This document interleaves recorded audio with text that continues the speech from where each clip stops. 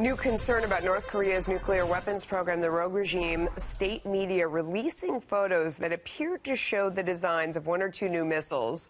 Joining us now is Chris Harmer from the Institute for the Study of War. So on one hand, I've seen pictures of, Kim Jong Un having, climbed whatever, Mount Kilimanjaro, and he's wearing dress shoes and a suit, and it's clearly photoshopped.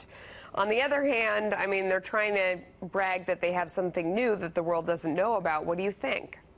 Well, look, Kim Jong Un is a clown. Unfortunately, he's a clown with a bunch of ballistic missiles and a valid nuclear weapons program. So he's not a guy we can just dismiss out of hand. We can mock him, and we should mock him. But the fact remains, he's got some level of capability with his ballistic missile program, and he's got some level of capability with his nuclear weapons program. The problem that's presenting now is he's shifting from liquid-fueled rocket motors to solid rocket fuel motors. The problem is with liquid rocket fuel, we always have a heads up when they're going to launch. With solid rocket fuel, it's a 2-minute launch cycle. We've got no heads up. So it's a big issue if they actually have done this. Yeah. And that's certainly what the drawings show. We'll see if that's reality, I guess. I mean, we don't have a lot of visibility into what's going on there. In the meantime, I do want to also ask you about the U.S. Navy dismissing the commander of its 7th Fleet in the wake of that terrible collision involving the USS John McCain. I mean, there's so many accidents. The loss of life is so tragic. It seems very alarming. What are your thoughts on this? Yeah, it's deeply, deeply alarming. Look, the basic responsibility of any military unit is to be able to, A, move from home port or whatever type of military unit are, move to the forward edge of the battle area, and B, fight once you get there. Right now, the Navy's not able to move successfully around the world without running into container ships or avoiding collisions with tankers. It's a very bad look for the Navy. Fundamentally, there's a lot of things wrong right now. It was not this admiral's fault, but it was his responsibilities because those ships were under his command.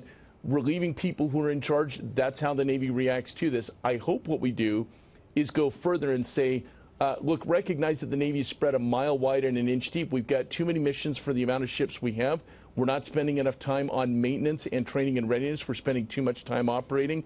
That's the trend since 9/11, and at some point we've got to recapitalize the fleet or these deadly comedy of errors will continue.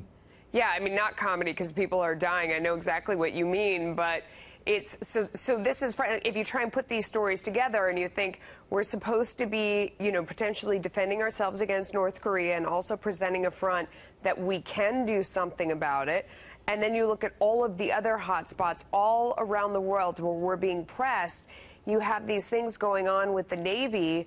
I mean, does it weaken our hand?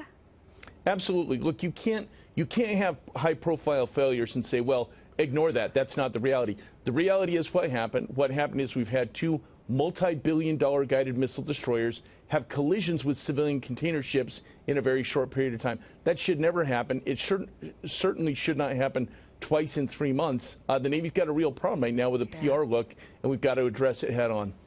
Chris Harmer, thanks for coming on. We always appreciate your honesty and insight.